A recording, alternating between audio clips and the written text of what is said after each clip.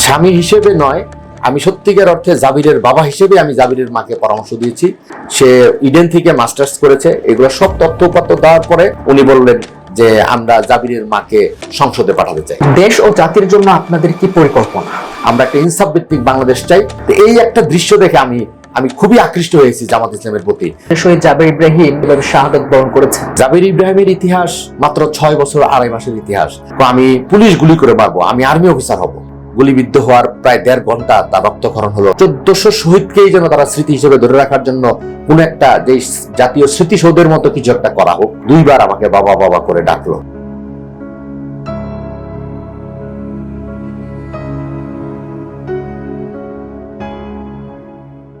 সুপ্রিয় দর্শক, উত্তরা নিউজের আজকের প্রোগ্রামে আপনাদের সকলকে স্বাগত জানাচ্ছি। আজকে আমাদের সাথে উপস্থিত হয়েছেন উত্তরার সর্বকনিষ্ঠ শহীদ জাবের ইব্রাহিমের বাবা মোহাম্মদ কবির হোসেন। আজকে আমরা শহীদ জাবের ইব্রাহিমের বাবার কাছ থেকে জেনে নেব শহীদ জাবের ইব্রাহিম কিভাবে শাহাদাত বরণ করেছেন, শহীদ জাবের ইব্রাহিম এই ঘরটাকে কিভাবে প্রাণবন্ত করে রাখতেন এবং তাদের যে রাজনৈতিক চিন্তাধারা, এই বিষয়গুলোই আজকে উত্তরা নিউজের ক্যামেরায় আপনাদের সামনে তুলে ধরবো। স্বামী হিসেবে আপনার স্ত্রীর রাজনৈতিক এই সিদ্ধান্তকে আপনি কিভাবে দেখছেন? স্বামী হিসেবে নয়, আমি সত্যিকার অর্থে জাবিরের বাবা হিসেবে আমি জাবিরের মাকে পরামর্শ দিয়েছি এবং এই সিদ্ধান্ত নিতে আমার কাছ থেকেই সে সহযোগিতা চেয়েছে। সিদ্ধান্তটা আমার কাছ থেকেই আমি দিয়েছি। আমাকে জামাতে আমির আমাকে ফোন করে, আমার নাম্বার সংগ্রহ করে আমাকে ফোন দেয়। ফোন দিয়ে আমার পরিবারের খোঁজ খবর নেন, জাবিরের মার খবর নিলেন, উনি কেমন আছেন, উনি আগে কি করতেন। তোরা আমি তার বললাম যে উনি একসময় চাকরি করতেন। লাস্ট ওনার একটা স্কুলের প্রিন্সিপাল হিসেবে উনি আসলে চাকরি ছেড়ে দিতে হয়েছিল জাবির পেটে থাকার কারণে। জাবিরের কারণেই তার চাকরি করা হয় নাই। সে ইডেন থেকে মাস্টার্স করেছে। এগুলো সব তথ্যপত্র দেওয়ার পরে উনি বললেন যে আমরা জাবিরের মাকে সংসদে পাঠাতে চাই। তখন আমি খুবই আশ্চর্য হয়েছে, আমার কাছে একটা অষ্টম আশ্চর্যের মতো মনে হলো যে এই সংসদে যাবে। আচ্ছা, আলহামদুলিল্লাহ, আমি সাথে সাথে আলহামদুলিল্লাহ বলছি।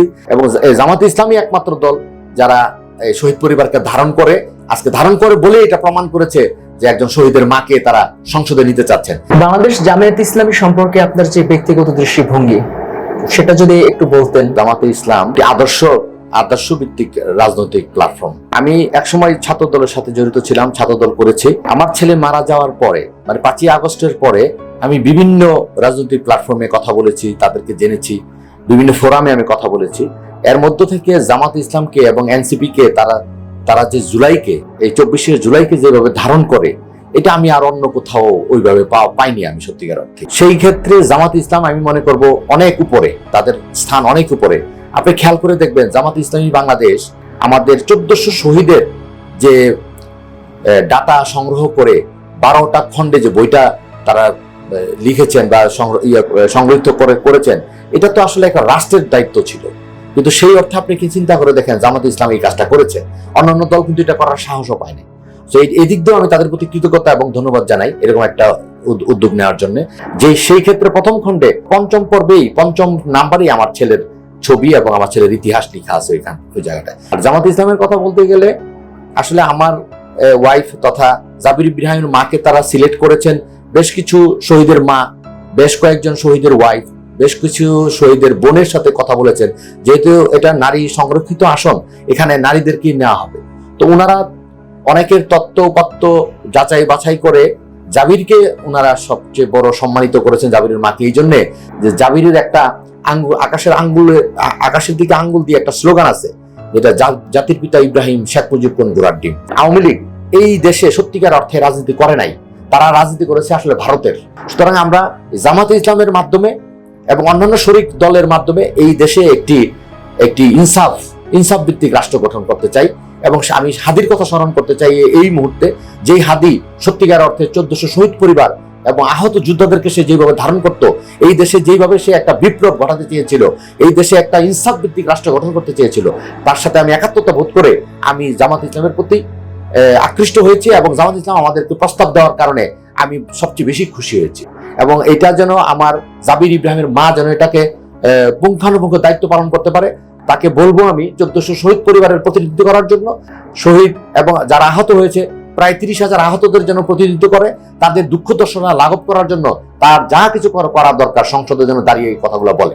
এবং সংসদে আমি আরো কিছু বলবো যে শুধুমাত্র এই 24-এর হত্যাকাণ্ড না, একদম বাংলাদেশের প্রথম যে হত্যাকাণ্ডটা হয়েছিল সেই সিরাজ শিকদার থেকে 24-এর এই গণ আন্দোলনের 1400 শহীদ প্লাস লাস্ট যে হত্যাকাণ্ড আমাদের উসমান হাদি ভাই, প্রত্যেকটা হত্যাকাণ্ডের বিচার যেন সে সংসদে দাঁড়িয়ে বলে। দেশ ও জাতির জন্য আপনাদের কি পরিকল্পনা? আজকে আমার ছেলে শহীদ হয়েছে, আল্লাহ তার ডাকে সাড়া দিয়েছেন। হয়তো এই উসিলায় দেশের জন্য কিছু করার সুযোগ হয়তো পাবো। আজকে যখন দেখতে পাচ্ছি যে জাবিরের উসিলায় জাবিরের মা সংসদে যাচ্ছে, সংসদে দাঁড়িয়ে দেশ এবং জাতির জন্য যতটা কল্যাণ হয় এবং ইনসাফ ভিত্তিক একটা রাষ্ট্র গঠন করার জন্য যতটুকু আমাদের করার প্রয়োজন হবে আমরা ততটুকুই করব।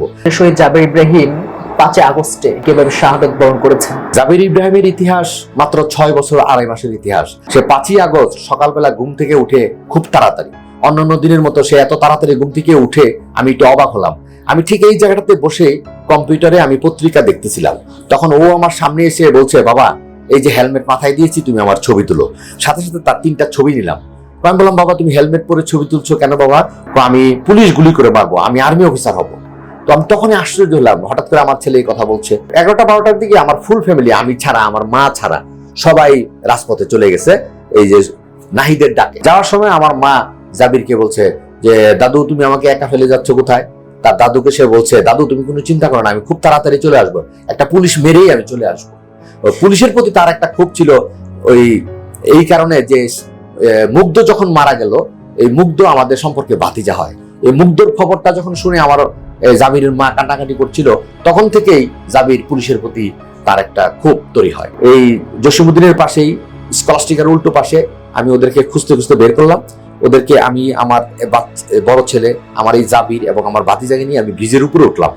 হঠাৎ করে 4:30টার সময় ওই জসিমউদ্দিনের ব্রিজের উপর থেকে গুলি করতে করতে একদল পুলিশ, হেলমেট মাথায়, তাদের পরনে প্যান্ট ছিল আর স্যান্ডো গেঞ্জি ছিল, গুলি করতে করতে যখন আসছিল, তখন আমার ওয়াইফ নিচে থেকে ডাকতেছে, তাড়াতাড়ি নিচে নামো। তখন আমি জাবিরকে, আমার আব্দুল্লাহকে এবং রামিনকে নিচে নামালাম। নেমে আমি দৌড়ে আমার বাসার দিকে আসছিলাম পূর্ব দিকে। ঠিক এপিবিএন এর গেটের সামনে আসলাম, পরে এটা আবার গোলাগুলির শব্দ। আমরা একটু আতঙ্কিত হলাম, কি ব্যাপার এখানে এত গুলির শব্দ হচ্ছে? তখন হঠাৎ করে আমার ছেলের একটা চিৎকার করার পরে ও একটু পরে দিতে যাচ্ছিল, আমি ডান হাতে তাকে টেনে কোলে নিয়ে চিনমত্রী হাসপাতালে গেলাম। তো আসলে খুবই বিভীষিকাময়, আমার ছেলে রক্তক্ষরণেই মারা গেল। গুলিবিদ্ধ হওয়ার প্রায় 1.5 ঘন্টা তার রক্তক্ষরণ হলো, তারা রক্ত বন্ধ করতে পারছিল না। তো একটা পর্যায়ে সে আমাকে খুব ক্ষীণ সুরে 2 বার আমাকে বাবা বাবা করে ডাকলো। এই যে লাস্ট তার বাবা বাবা বলে ডাকা, এরপরে তাকে আর জীবিত পাওয়া যায়নি, সে আল্লাহর ডাকে সাড়া দিয়েছে। শহীদ জাবির ইব্রাহিমকে আপনারা কিভাবে ধরে রাখতে চান? তার স্মৃতি ধরে রাখার জন্য আমি রাষ্ট্রকে বলবো, শুধু আমার জাবির নয়, 1400 শহীদকেই যেন তারা স্মৃতি হিসেবে ধরে রাখার জন্য কোন একটা যে জাতীয় স্মৃতিসৌধের মতো কিছু একটা করা হোক। তাদের জন্য সরকার একটা পদক্ষেপ নিয়েছে, এটা আমি সাধুবাদ জানাই, যেটা স্তম্ভ করে রাখা হয়েছে, প্রত্যেকের নাম করা হয়েছে। কিন্তু কিছু দুষ্ট চক্র, বা আমি বলতে পারি সরাসরি তারা আওয়ামী লীগের দূষর যারা, তারা এগুলো নষ্ট করে ফেলছে। তাদের এই স্মৃতিগুলো ধরে রাখা খুব জরুরি। দর্শক, আমরা কথা বলছিলাম উত্তরার সর্বকনিষ্ঠ শহীদ জাবির ইব্রাহিমের বাবা কবির হোসেনের সাথে। এই ছিল আজকের পর্ব উত্তরা নিউজের পর্দায়। আসসালামু আলাইকুম ওয়া রাহমাতুল্লাহি ওয়া বারাকাতুহু।